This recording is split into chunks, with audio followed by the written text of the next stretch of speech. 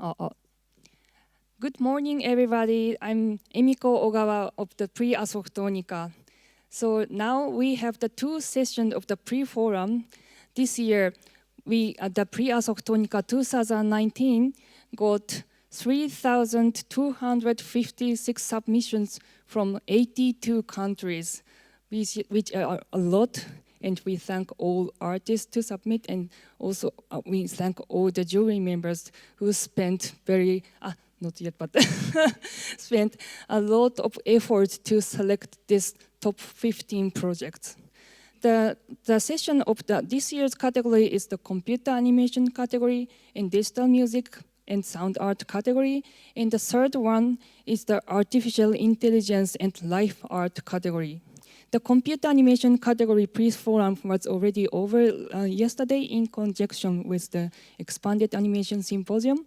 Today, we start from the digital music and sound art category, and then in conjunction, the next will be the artificial intelligence and life art category. So instead of the hybrid category, we expand more the project which are more coming and fit to our life. So please see their presentation and also short information. As you may know, this afternoon there is a festival so-called AI Music Festival, which will be not held in Linz, but a little bit suburb in Sankt Florian Stift, means monastery. And the special bus would also start from here.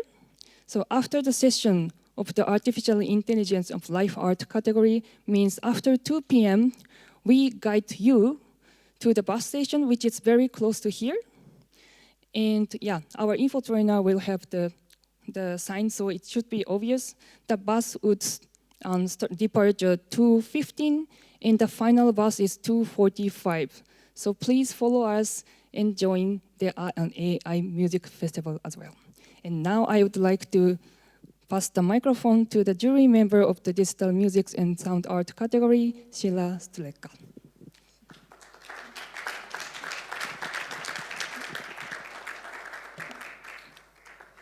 Yeah, hi. Hi, everyone, and welcome at Ars Electronica at this quite rainy Saturday morning for the Prix Forum 2 Digital Music and Sound Art. My name is Shilla Strelka. I'm one of the jury members of the Golden Nica of this year for the categories Sound Art and Digital Musics. Before I'm giving a short introduction into the submissions we've received, let me please introduce you to the Golden Nica Award winner, Peter Kutin, and the distinction awardees, Tomomi Adachi and Andreas Dzialocha. So I have to say also in the beginning that unfortunately the artist Samson can't be here today, as he has to prepare an exhibition in the States, so he sends his apologies. As most of you might know, the Golden Nica Award for this category is given away just every second year, which means that we received really many submissions. We received 873 submissions to be exact, and we had to look through all of them carefully, so it took us quite a while, and you can imagine that it was a hard task. So we are even happier that we now found our winners. The artistic field reflected in the category digital music and sound art is more diverse nowadays, and it seems like it's even more diverse than ever before. So sonic fields are as varied as composition and installation, live performance and specialization, projects that involving AI and highly advanced technologies that even we as jury members sometimes couldn't completely grasp, like to a certain extent, because it was technologically so advanced. Thus, it was a challenge for the jury to establish also a valuing system that would reflect and compare those disparate approaches. The trends and tendencies that we've noticed are that artists would try now to find synchronicities of different disciplines. Sometimes the artists didn't pay too much attention to the musical qualities of the work, which was a minus point in our category. But also there was a return to the traditional idea of having like a singular kind of monolithic art piece in the end, so which is kind of anachronistic because we would have wished more for maybe also interactive and process-based approaches. One of the basic topics artists are dealing with nowadays is the relationship of digital and analog, man and machine, synthetic and real. So on the one hand, this tendency manifests itself in automatized conventional sound production that was graspable in advanced arrangements. There was a tendency for animating flutes and pianos, for example. There were many of these pieces. That proved also that the field of sonic arts is now entering or also interested like cultural studies in objecthood and animism. So instruments would now run by themselves, driven by machines or algorithms. On the other hand, artificial intelligence has slowly entered the field of music production. Still, we are only at the beginning of this, and the works involving an AI are sometimes not as sophisticated as they maybe could be. Other than expected, there was a remarkable lack of socio-political artworks, but more geopolitical artworks came up front. So some, or also not that many, but some projects were focusing on ecology, engaging in the sonification of data, of live data, of data taken from environmental tests, but often the rules applied and the results were arbitrary. So we now want also to actively invite female and non-binary identified artists to submit their work, because there is a reason why the three winners are not female, because we receive just so few submissions by women. We don't really know why this is, but please do submit. So all these trends that I mentioned are reflected in our honorary mentions, which I will give you just a few examples. For example, for new instruments and new ways of creation of music, there's Alexander Schubert, a German composer, with wikipiano.net. This is a piano piece that is composed in real time because like a community of internet users, like everyone can just feed in their commands on his website, and then a piano player, when he's performing the next time, he has to perform the commands and interpret them from A to Z, actually. So this is a good example how humans and machines can collaborate productively and open new exciting doors for collaborative creation. Another example for new instruments is meaning also going back to the material of daily life, is the performance by the duo Jojiki with their playback curing tapes that you can also see here at the Ars Electronica. It's a young Japanese duo that found a humorous way of this non-traditional tape performance.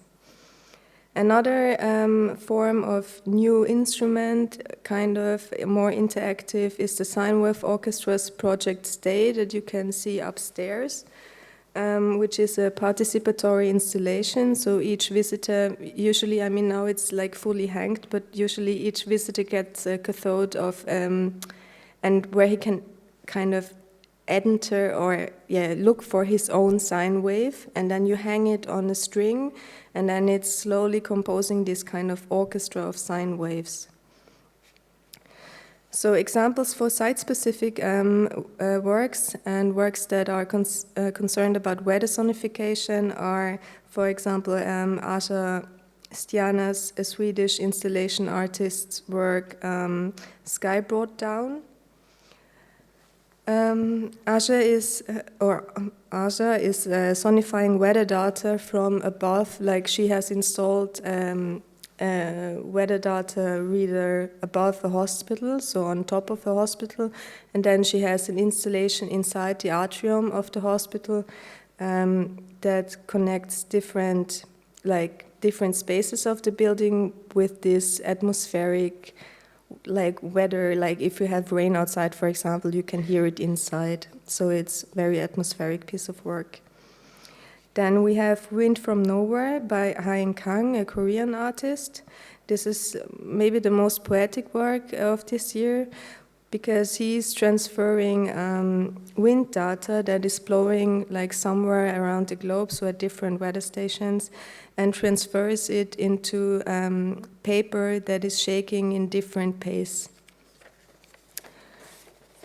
So another example of site-specific, or this is more like a field recording work, is Francisco Lopez, that you can also see upstairs. It's mantra tracks and sonic fields. This is a work that is like based on time, because there's lots of time that he invests in recording these different layers, and he's layering recordings of Paris to a huge, noisy musical piece. So this is actually also a trend, the trend towards noises, music, the musical quality of noise that comes up front. Which brings me now to the muted orchestra. So Samson Young, as he can't be here today, we will see now a short excerpt so we can have a talk about it.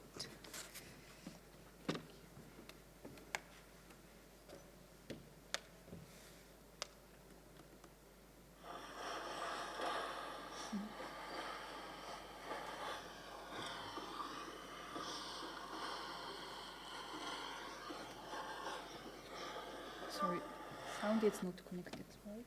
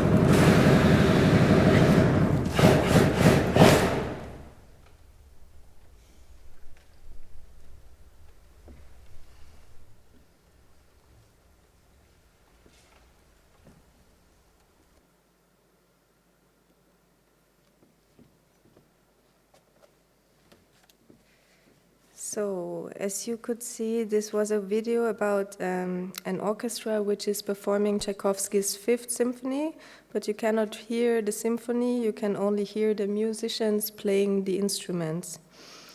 In this 12-channel setup, that is like, it's loudspeakers that are specially designed, and you can walk around in this, and you have the feeling that you're actually seated inside the orchestra. So this is very special because the musicians seem to play right next to the listener. And what you can hear now is the hidden structure of the composition. So instead of having tonality and this big romantic and very like beautiful piece of music, you can hear noises of the musicians performing. And we found it was really a very strong piece of work.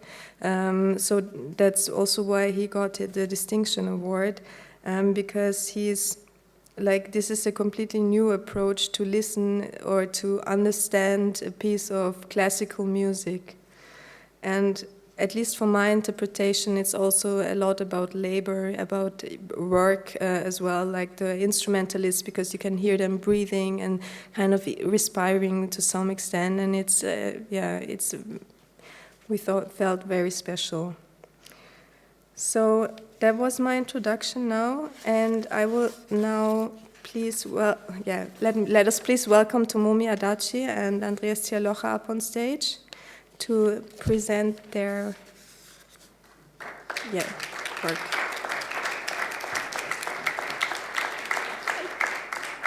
Okay, I talk at here. Can I close this computer? It's okay? Yep. Thank you for the introduction, Shilla, and also I have to say thank you for all the juries and for you, and also congratulations for Peter. Yes, now I want to introduce about our project. Always I cannot remember the name of my project. Voices from AI in Experimental Improvisation. It's it's already description, something like that. And now I talk a little bit about the concept of our project. And our project means me and Andreas Dzialocha is here, and Andreas mostly made a program, and also another guy, Marcello Lussana. Unfortunately, he cannot be here today. Marcello and Andreas manage about programming part, and I made this kind of the basic idea and the concept. Yes, and I explain first about that concept at some point. Simply, what we did is make a AI bot improvise like me with me. So it means I'm voice improviser, and I don't know if you saw my performance Thursday, and also you can see our documentation in maybe this direction in this building, and also I perform in Zank to Florian this evening 6:30, actually in the same room with Tom Coffin of Anton Bruckner, and I made an AI of Anton Bruckner, and I perform with him. It should be very special, but anyway, yes, you can come and you can see and you can search YouTube. But anyway, so I'm a voice performer and improviser, and what I'm doing is like this. I'm doing such kind of thing, and how AI can react with it, and how AI understand it. It is a basic question of this project. And first, this is particularly about voice. And now you listen to my voice. Okay, you may be sharing my identity, and voice is really connected with identity, and also voice is really main issue of technology in the last 100 years, because now you can listen to me because I'm using a microphone. This really basic connection with voice and technology. It's very important thing, and of course, nowadays AI, if you see AI technology, we have a really big development around speech recognition, speech synthesis, and I thought it should work for me. And it means this AI project is only for me. This is a point, because AI normally, how it works for many people in general, it is a purpose. But now, because they need money, but okay, also I need money, but this project, if it works for me, it's enough. And this is a personal AI. And actually, it is a little bit contradiction, because AI always needs big data. But in this case, data is only me. It's a really difficult thing. Andreas maybe explain a little bit about this issue. It's a complicated issue. Also, you listen to my improvisation. Yes, it is not based on pitch or harmony. It's not based on conventional musical structure.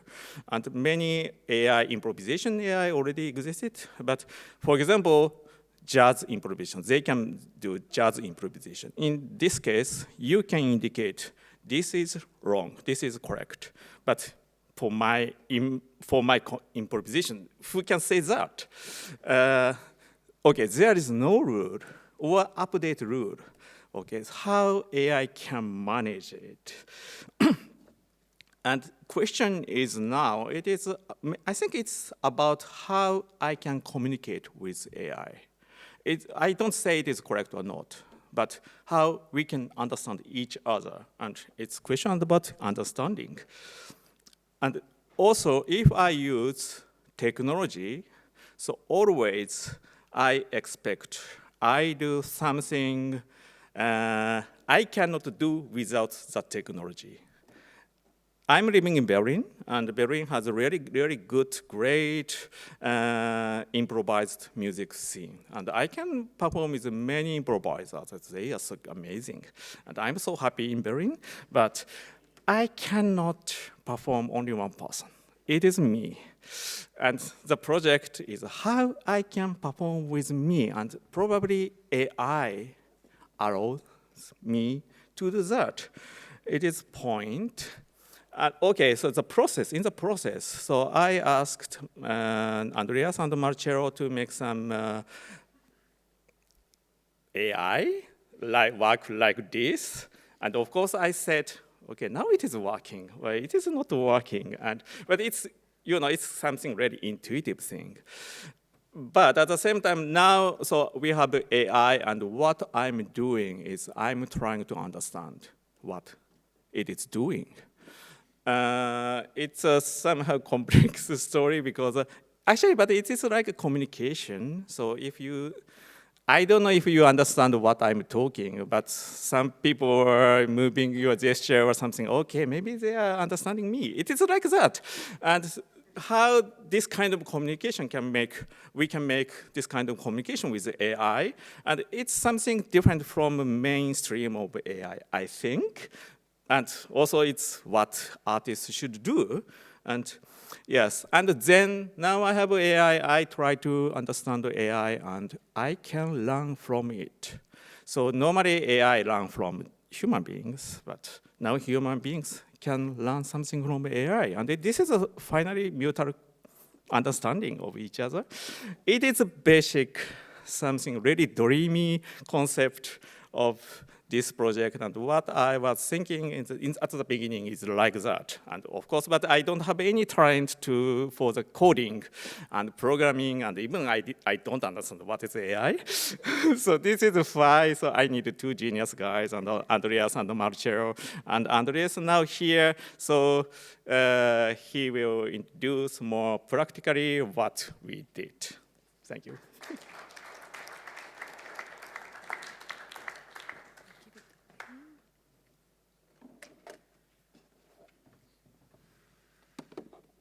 Yeah, hello. Tomomi described it already quite well. It's a very dreamy project. Like, we have Tomomi and we have Tomomi Bot, the AI, being like Tomomi. Technologically speaking, we are a little bit different than AI startups. Oh, this comes from there, okay.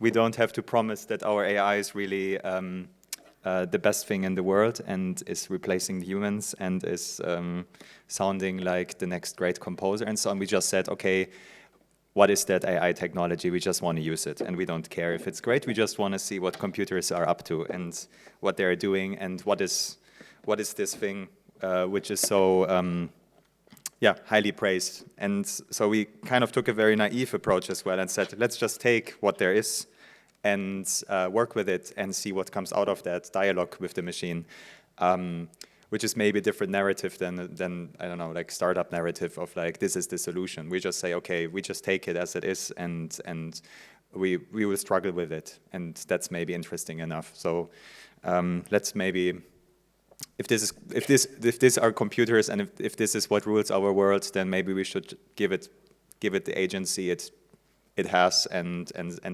see how we can deal with this. So yeah, Tomomi asked us to build an AI of him.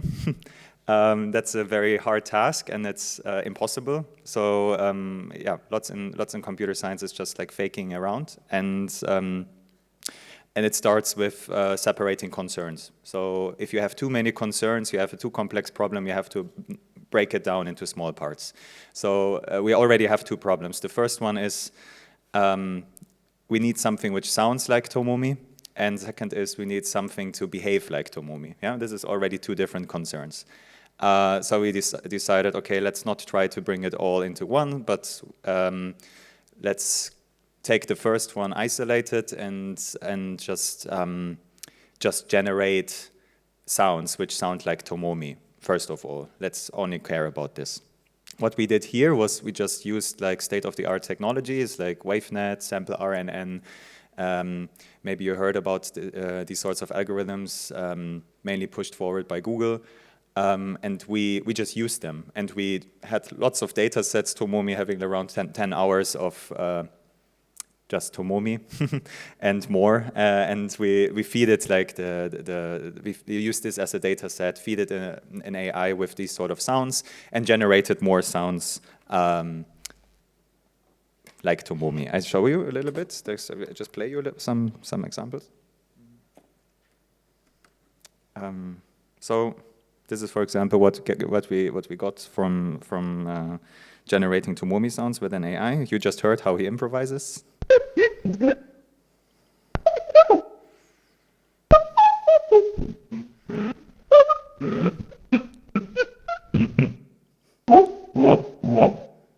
Yeah, this is like for this is like a few generations from this sound model. So now we can basically generate lots of sounds, which learned from Tomomi's sound set. And what we did was just generate many hours of these sorts of sounds. That was the first thing. So now we have some sort of like sample database of AI-generated sounds by Tomomi. The problem is here, the technical problem is here as well, we can't do this in real time very well. It takes a few seconds on a very powerful machine to generate these sounds in real time, and we need something which reacts so fast, like within milliseconds, that we just can't do that in real time. Or maybe we can today, I don't know, but at least 1 year ago, 2 years ago, we couldn't. This is why we prepared this sample, this data set of samples already before. Okay, then to the second problem. So now we have some sort of sound, sound data set. But how do we decide now what to play of that? Yeah. So this is more like the behavioral part of Tomomi Bot. Like, how does Tomomi Bot behave? How does it choose to pick sounds? There's like different sorts of machine learning algorithms we used to achieve that. I will roughly go through that process. It is basically first we have something like, I mean, first of all we have a performance of Tomomi. Yeah, we have like 1 hour of Tomomi performing with another improviser, or Tomomi performing a solo. This just results in a wave file. Yeah, so we have a digital representation of that sound. Yeah, you see that here, just the waveform itself. This is what I get, and now I can start to isolate single events in that sound file. So this is a performance.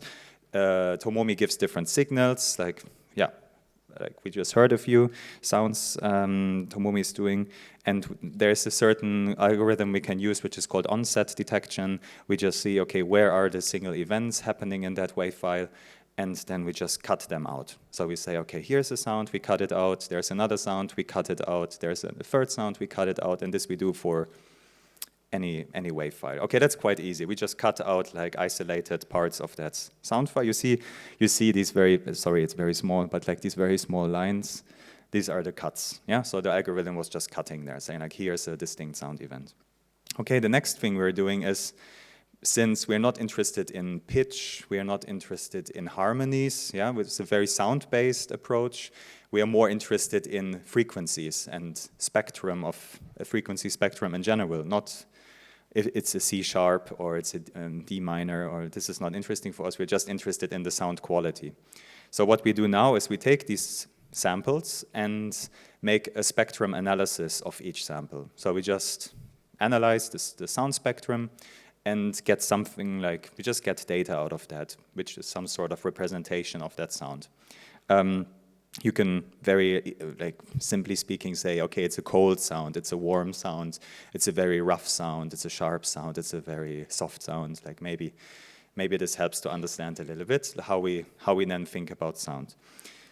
So we cutted these up. We made an analysis of the sound spectrum. What we can do now with some artificial intelligence methods, which are very simple, is we can compare them. So we can throw all of these sounds we gathered now and all of the knowledge we gathered about them into a coordinate system and display them. Just say, okay, these are all the sounds we have. Yeah, these are like, I don't know, 10,000.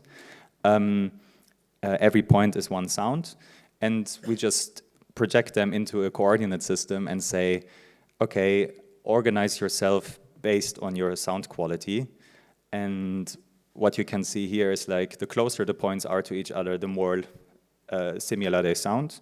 The more far away they are, the more different they sound. So I don't know right now exactly how they sound because I can't play the sound files right now, but let's say, I don't know, left is like cold sounds, right is warm sounds, for example. And like, yeah, the cold sounds, they like to stay together, and the warm sounds, of course, they're very different, so they stay somewhere else. It's a very abstract already. So what we do here is like we just give it to the machine. We just say, however you organize that, do it. And I already lost control of the like how it is organizing it. I just say, there's a very abstract way to understand sound for this machine. There's a very abstract way to organize it. Just do it. And I trust you that it's fine. You can hear it as well, but there is some sort of logic in it, but still, it's a very abstract process. It's not like how a human would do it, I guess. Also, one thing is very interesting maybe. The data we got has like 13 dimensions. That's very hard to display, like 13 dimensions. How can you visualize that? That's not possible for a human being. Now I made a trick to project it into 2 dimensions so we can see it. But for the computer, it's actually 13 dimensions. So the sound is placed in a 13-dimensional space. Okay, so what we have now is we have an understanding of what sounds did Tomomi use and what sort of sound quality does it have, and when did it occur, because we have it on a timeline, and how do they relate to each other? Yeah, so how do these sounds relate to each other? And I can visualize this actually in a timeline. Yeah, so now we go back to the sound analysis, like on the top, and you can see I can gather out, I can extract now some knowledge out of this sound file. So I can explain you quickly what's happening. Every block stands for an isolated sound event. Yeah, every block is like something happening. Tomomi is doing one sound. The height of the bar is the volume. Yeah, that's the knowledge we have. Is it like a very loud sound? Is it a very low sound in volume? Is it? So we have some sort of dynamic knowledge.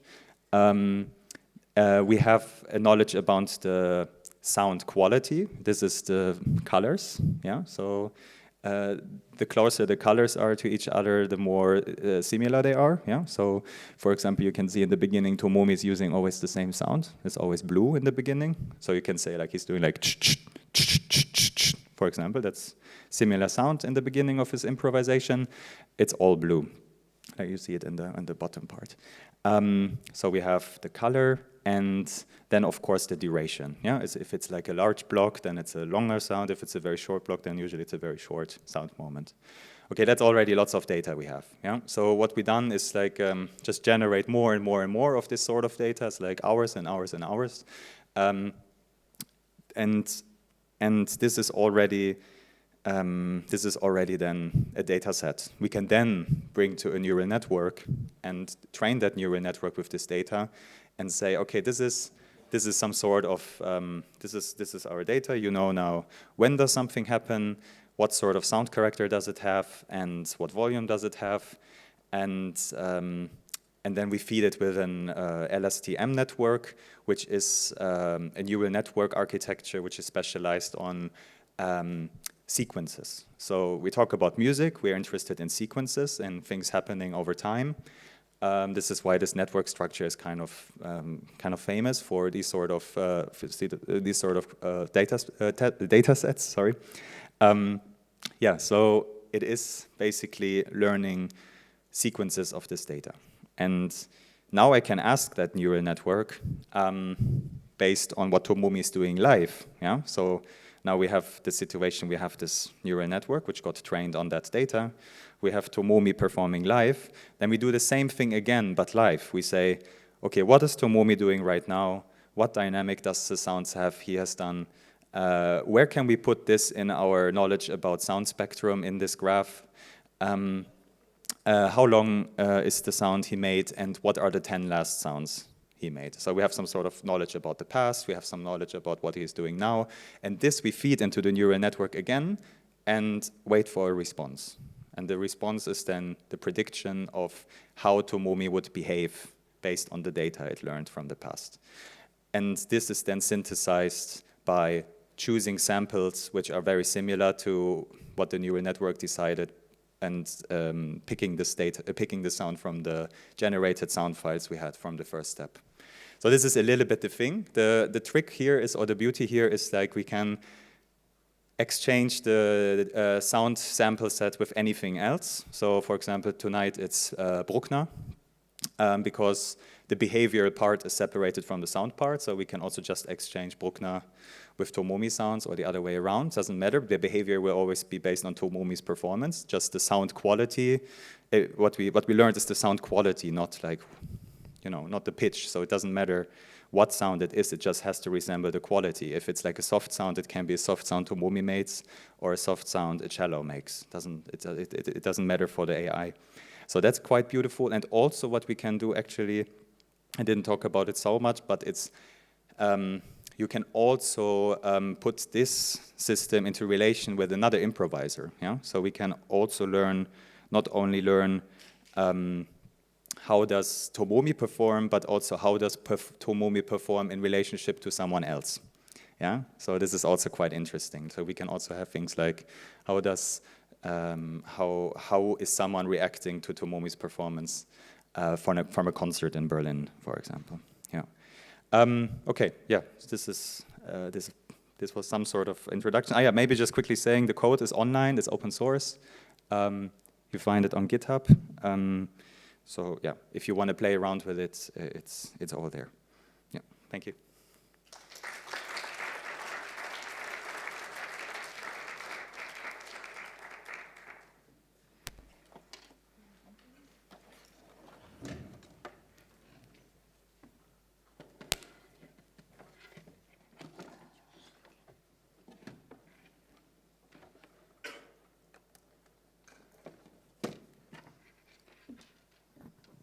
So thank you.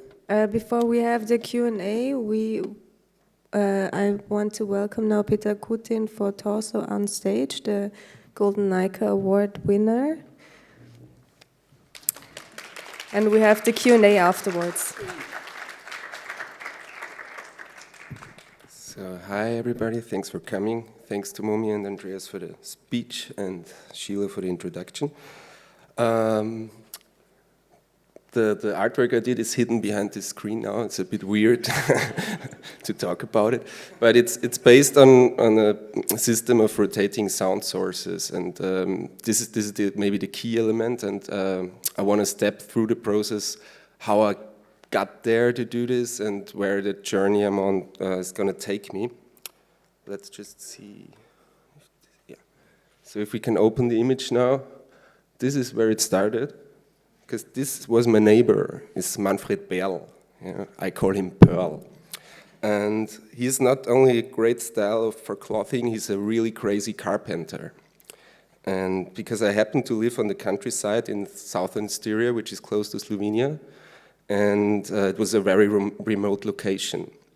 And he was my only neighbor, and he had his tools there, and he was building his stuff there, and one of the things he did was to compose this, or to build this. This is the biggest clapotets on earth. So he's in Guinness Book of Records. So he likes to build things tall, And of course, I was very impressed by it.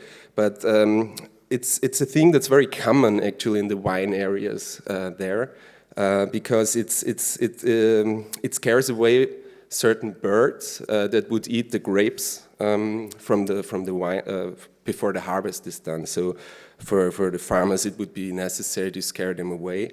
And it does this. You see in the center, behind the windmill structure, there are this sort of wooden blocks that would rotate and create percussive sounds. So the bird hear that and just get afraid and yeah, go somewhere else, try to find food. And on the other side, this percussive signal gets sent through the trunk into the earth, where the mice would get afraid because somebody is always knocking, and they stop to eat the roots of the vine. And at one point, it happened that there was a festival in this region, and they asked me to do something. They said, we don't have much budget, but could you do something?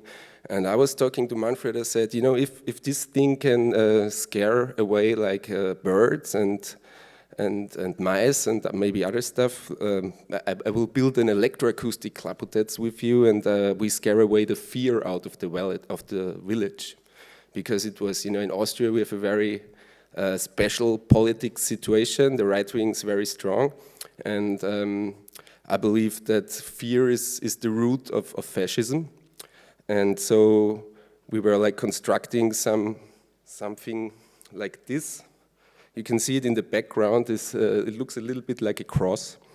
This was the first project we did. I invited a friend who works with bicycles a lot, and I'll skip it a bit so that we get closer.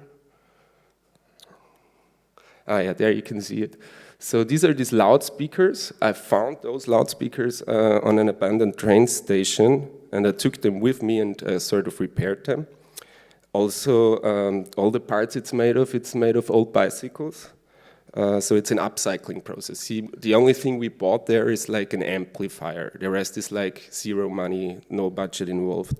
And I wrote a sort of koan, which is a Japanese poetry line, and that would say like that fear is not an artwork that's created by media and politics, and by turning me on, you can chase away the fear out of the village. So what you could do is you could go to this object and then turn it, and then the voice would appear in all languages that surround this area of Austria. It's called the Trigon region. It's like Slovenian, Croatian, Hungarian, Italian, and German.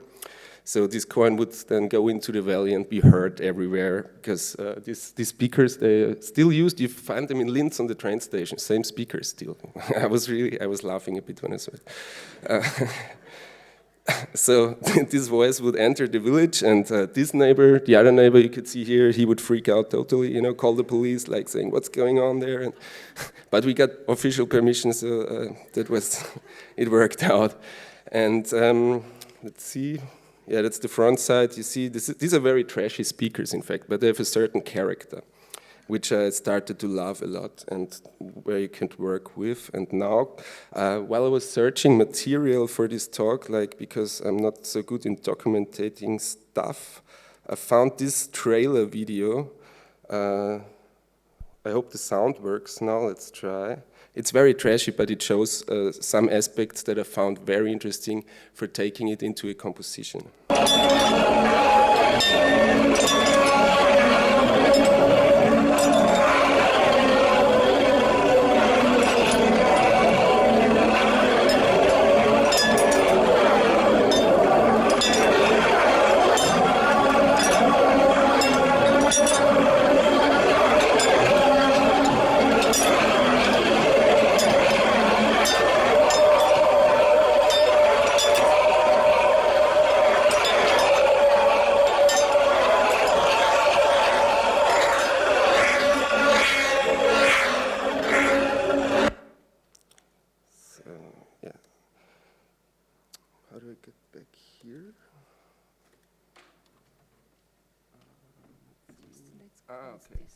That's good.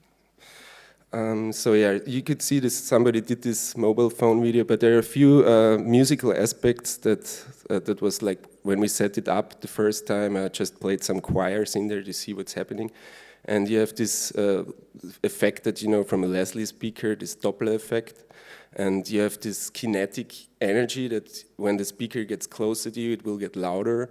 And you have the speed who would manipulate how we perceive the sound. And when you watch this thing turning and listen to it, it's an optoacoustic kind of, it works strangely. And I thought, this is interesting, you can work with this. So I I had this idea to go further with this and sort of get more professional with it and sort of build an instrument that you could compose for. And this is, I found a festival like Unsafe and Sound that sort of trusted me because it's a bit of a crazy idea when you present it.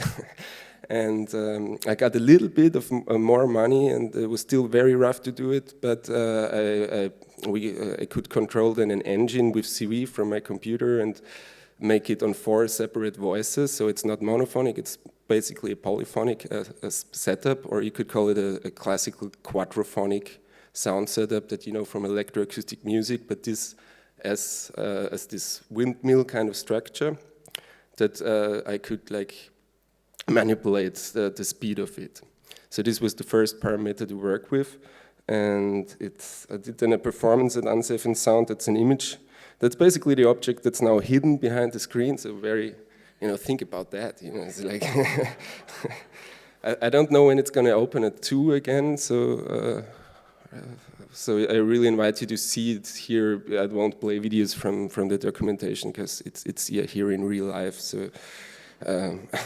Better to go and watch it. And here I composed now a piece that's 30 minutes, and I really recommend, if you want to experience or see it, to at least give it 10 minutes time. I mean, it's a written piece, and music, it's the art of handling time, so going in 2 minutes, going out, I don't think you've seen the piece if you do that. What I tried to do is like this anachronism of having this old windmill structure, because the sculpture still works. When I was building it up here, the technicians were coming saying, "Oh, you're building a windmill?" So that made me very happy, because still this reference is there to this very old object, this old sound sculpture object that I refer to as the clapotets, basically. And I called it Torso because there's a famous piece of, or quotation of Helmut Lachmann, a very important composer of modern music. He says, like, composing means to build your own instrument. And he wrote a piece for orchestra that's called Grand Torso, where the sound of he takes out the tonality. It's just like noise that the instruments could produce. And it was a key work for modern new music. So there's a reference to that, because the clapotets is not so present anymore, but still you can feel it, but it opens up a different field. And I got very interested when working with it in the circular pattern, so you can always watch the speed, and it influences so much how you perceive this, how the sound gets like manipulated, and also like visually what it does to your perception. And I enforce this by using very simple light techniques. So it's just lights turning on and off, actually in irregular patterns, but it sort of, you feel like there is a regularity in it. And I try to open up a corridor that invites you to go there. And it's a bit of a rough piece, and you have maybe to push yourself a bit through it to get into it. But it will work very unique to everybody's perception, because you have this, it blinds your eyes, the Netzhaut, I don't know the English word now, but there is a rest of light that's stuck on your eyes, and you would always have this circular pattern in front of you. What was also important for me to say is that I tried, as it's a composition, to put a narrative in there. So it's digital and analog, basically. So I worked with a soprano singer in Vienna, because, a trained soprano voice is a very, very precise instrument, because they can hit the pitches very precise and clear, like almost going close to sine wave sounds. And so I asked her to sing certain sounds that would resonate within the speakers, because you cannot send a full range signal in the speakers and everything will sound good, because they're, as I said, a bit trashy and not made for music in first place. But at certain frequencies, they would start to distort or add their own character to the sound. And I was searching for frequencies that would cause psychoacoustic sensations like autoacoustic emissions, which is a frequency relation that causes your ear to emit sounds. So when you're in the piece and you feel your ears go like a bit strange or like, then this is happening. So to get more into the body of the listener. So this soprano sound, I synthesized it also, the voice, so it changes, like the sine wave print of her voice changes with the analog one, and it's like, you know, shifting a bit from digital to analog, and that brings a sort of narrative into the composition. And the next step that I did is like I go a bit in the future now and come back to this object later, is that the new version of a rotating sound sculpture I did now at Mutec Festival in Montreal at the SAT. It's a dome with a ambisonic sound system and a 330 degrees projection, chapel-like structure, you know. And I cooperated with Patrick Lechner. He will play a show tonight, I think, and he also got an award. He's not only a genius at working with video, he's also a very good computer musician. So this is basically now not in a frontal perspective, but in a central perspective. So people would sit around and it would turn like across a vertical axis. So it would pass by and emit the sound in different speeds. So this is the room, so you get the feeling of how it was. Yeah, that's maybe good to say. And also here the speed becomes the main parameter that controls all the other reactions of the system, like with the torso here. That's basically the same. And some other images like here. And the speed in general is something that refers very much to, I use it as a metaphor, you know. So if you know Paul Virilio, the philosopher, he says like that speed, how much speed changes our perception, and that if we go at a very, very high speed, we don't notice particular things, but everything becomes a freeze frame. And I have a feeling that in society in general, with all this information around us, sometimes you question yourself, where is the progress? Even I reach out for so much, I still have the feeling that I don't move forward, you know. And this is the metaphor that I wanted to reach with torso as well. It's another image. And maybe to finish this talk now and go over to the Q&A, where I invite you to ask anything you'd like. I came up with this, or stumbled across this quotation from Bob Dylan, and I think it also has to do a lot with Tomomi's project. You know, there's a sentence where he says that the ghost of electricity holds through the bones of her face.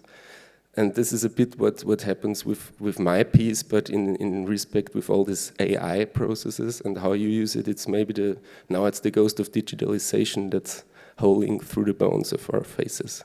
Thank you.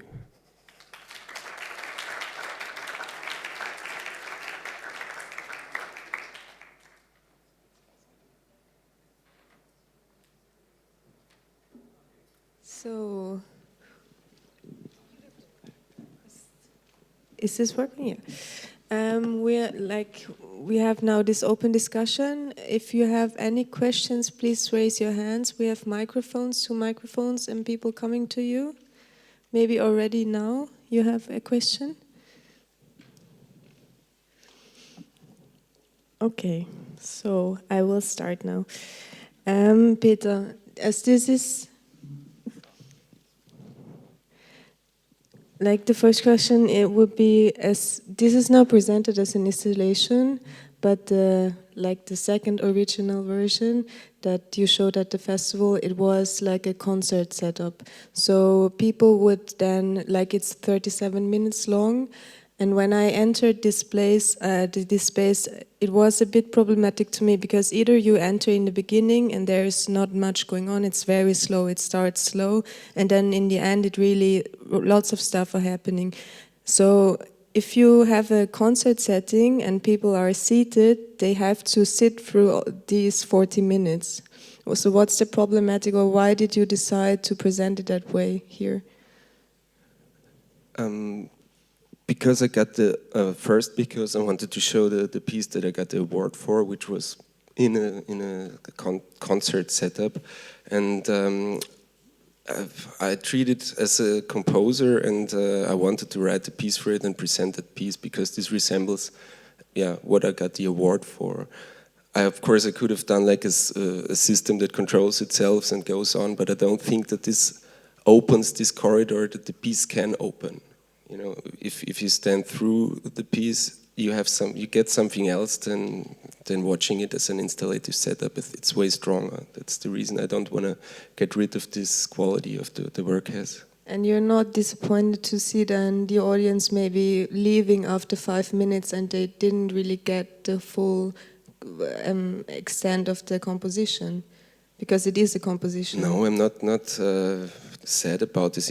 I think, you know, writing music is like giving an invitation for people, and sometimes it's like, you know, going to a party. Maybe the longer you stay, the better the party gets. And then another thing is that, at least for me, it's, I mean, you mentioned Lachenmann, but also to me it refers to psychedelic artists like Brian Geisin, but also to Steve Reich, for example, with Pendulum. How important are these historical references in your work? I forgot to mention the Dream Machine thing, because this has a lot to do with the Beat Generation Dream Machine. I don't know if you know this famous construction. It's how do you? Shall I explain it? Do we have the time for that? It's like, it's a turntable and there is a light bulb hanging above it, and there's a cylindric construction with holes in it, and it will rotate at a certain speed that the turntable can. And by watching this with closed eyes for like 10 minutes, everybody will have its very individual sensations visually, and by stopping it, you open your eyes and then you're back again. And this has a lot to do with it, like this hypnotic state and this forcing yourself into allowing yourself to reach this state. And that's a clear reference that in this piece. And then one last question, if the audience doesn't have any yet. Okay, there's one question over there. Could you raise your hand again? I also can ask the question later. It's not a problem. Okay, no, but my question is about like being a political piece, like Torso being a political piece, because you mentioned this. Maybe, we cannot really fully grasp it, because it's like it's something that you state, like that it should. What did you say? That fear is the root of fascism, and it should scare away kind of fascist tendencies. And I think it's not even found in the press text anymore. But how important is this political side to it, and what would be the ways to communicate it? Because I think it's important as well to. Yeah, the political aspect, of course, in this public space was event that I showed before was way more a cornerstone, because you're in the countryside.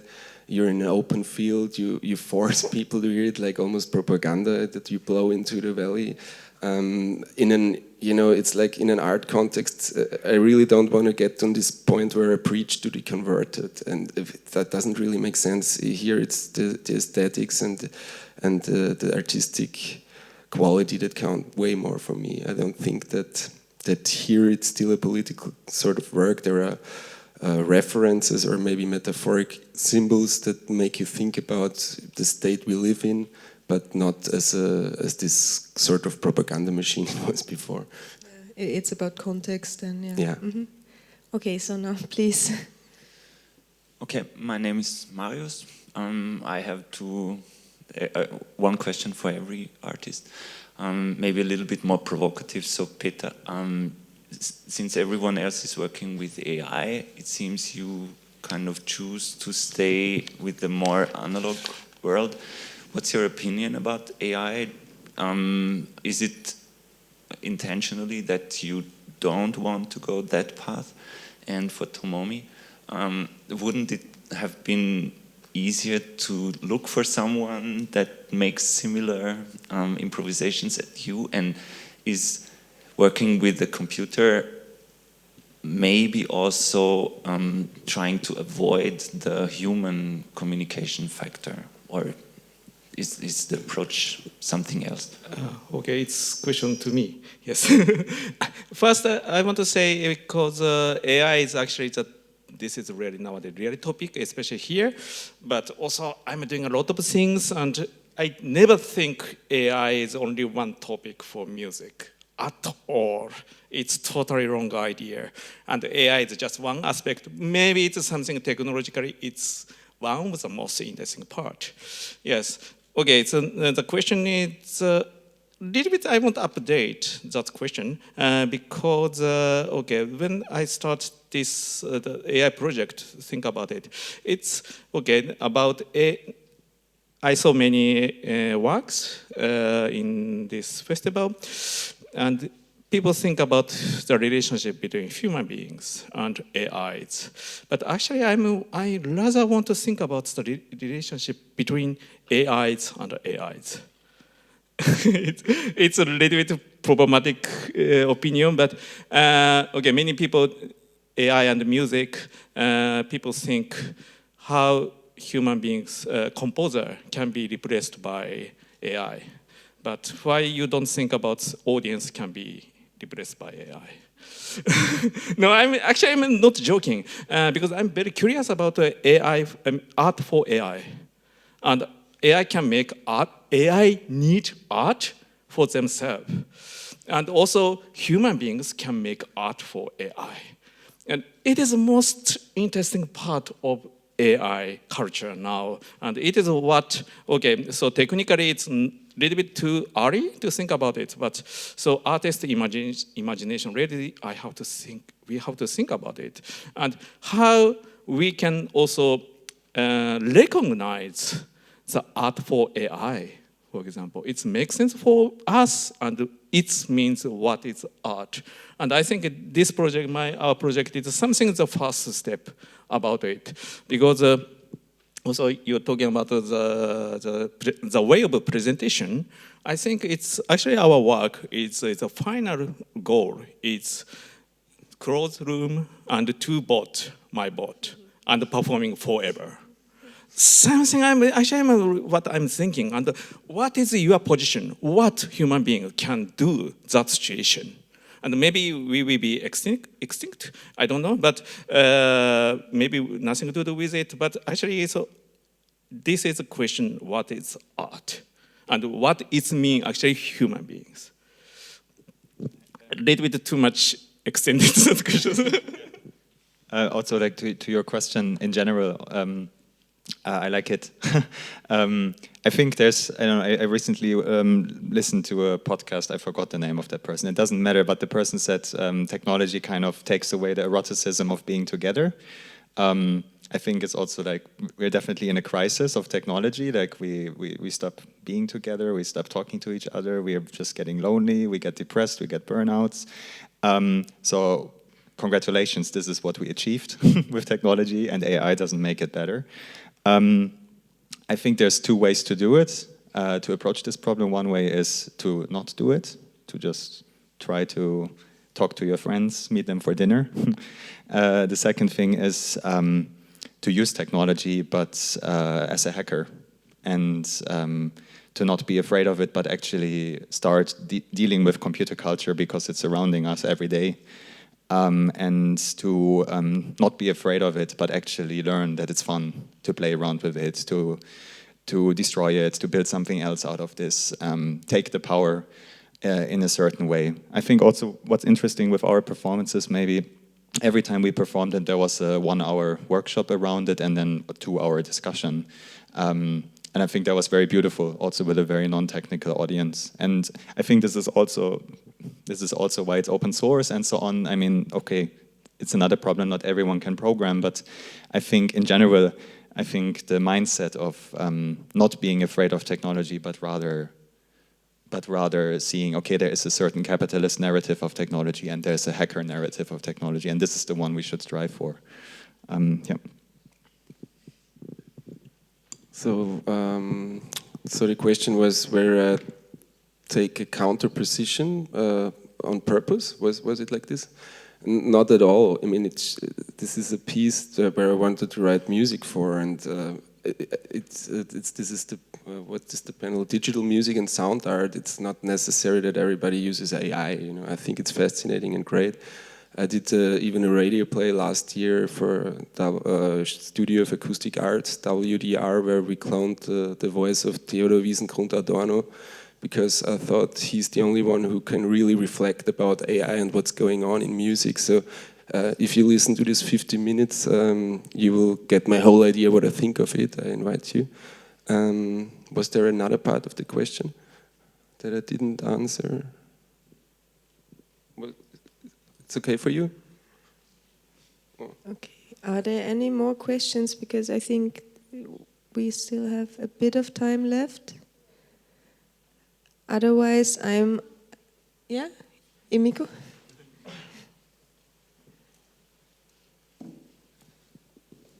To Tomomi, I would like to ask you that, because you're the very rare person who has AI of you, or you looks like you.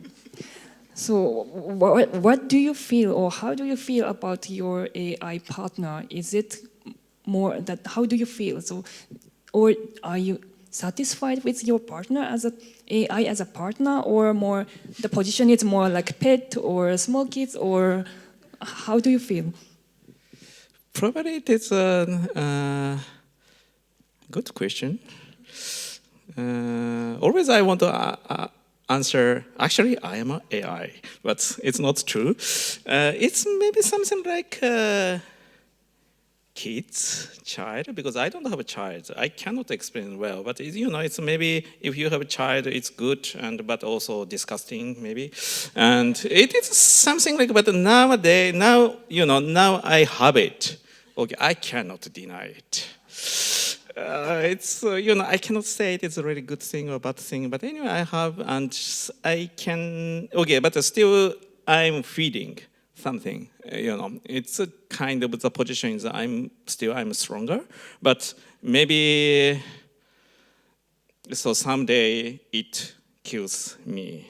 Might be very interesting as an art project. I don't want to die, but. Any other questions? Yeah, there's one more. Question for Peter, and it's maybe quite boring for everybody else, but I'd like, you've talked a little bit about your background from the countryside, but I'd like you to talk more about your background as a composer and musician, because you're creating sound installations, but you talk a lot about composing. You've made a piece of music, it's 30 minutes. Yeah, I just would like to know more your background. I did a university for electroacoustic music, computer music in Vienna, and was around in the sub-counterculture for a long time, and I'm still there. This working with installations and objects somehow came to me, and also I work with film a lot. I do experimental film, and more I try to combine these different sorts of media to create a certain instance that you can enter. You reference Latman, so do you play an instrument yourself? It's like you can notate a score, it's all electroacoustic. I'm not able to compose a score in a traditional sense. I'm able to compose in the way that I'm thinking, but usual notation for the music I do just doesn't make sense at all.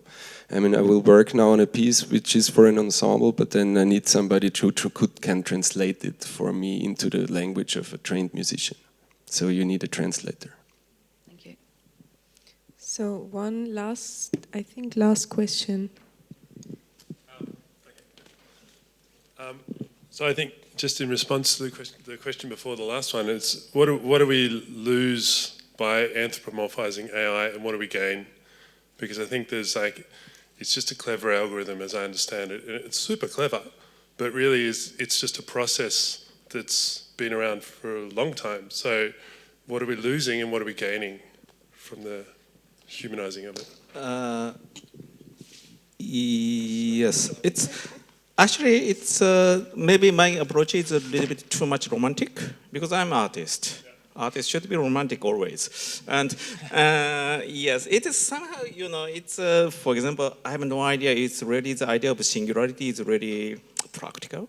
But so it's my dream, kind of, because I want to see something totally another kind of intelligence. And it is this kind of premise of this project. It has potential. And I don't think it is just only clever some algorithm. It's, for example, you see that algorithm understood something from my improvisation. And even we don't know what is it. But actually, it is kind of understanding because they can make some decision based on it. Yes, it is somehow potential because even I don't know what is there is if there is a rule behind my improvisation, but it's basically it's not good idea because I want to updating every time my rule, but still AI can understand something from it. And it is something really, it's a big potential about another kind of intelligence. And even I don't need to understand it, but just I want to watch it. I want to see it. Also maybe singularity, I'm not sure if I agree, but I think we have different opinions on that. But definitely, I think humanizing the AI. I think what's interesting about it is even if I don't do it, it happens. And even if I don't do it, technology moves in that direction, and it's already everywhere. So it's also like a little bit. And of course it's AI are stupid, and of course Tomomi bot behaves very stupid, and of course it is a very strange logic, and of course it could be much better when a human would do it. Of course, frankly saying, all the concerts we've seen so far around AI, I felt like that. It was like, yeah, it's fine. We had it better, but it's still happening. Still, we're doing it. Still, the technology is moving towards that. Still, there's products being pushed on the markets which promise that, and so on and so on. So I think we have to deal with it, basically, and even though it's strange. But this is also a little bit what I mean with computer culture. Computer culture is already over us, and it is very stupid, but it is over us. It would be strange to not acknowledge that and say, no, it's not like that. It is like that, yeah. So, thank you. Thanks for your attention. Thanks for the artist for coming. And please see his performance today at 6:30 in St. Florian. And also check out Torso, that is happening in this room once it's emptied again. And yeah, thank you. That was it.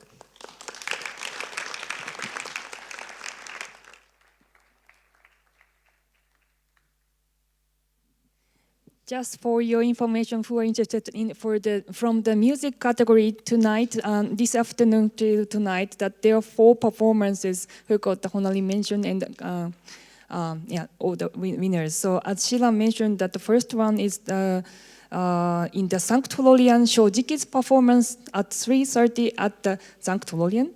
In the Tomomi Adachi's performance also in the St. Florian at 6:30. And afterwards, when you come back to Oka Center again, then Peter Kutin and Patrick Lechner's performance will be in Oka deck from 10 p.m. Just for information.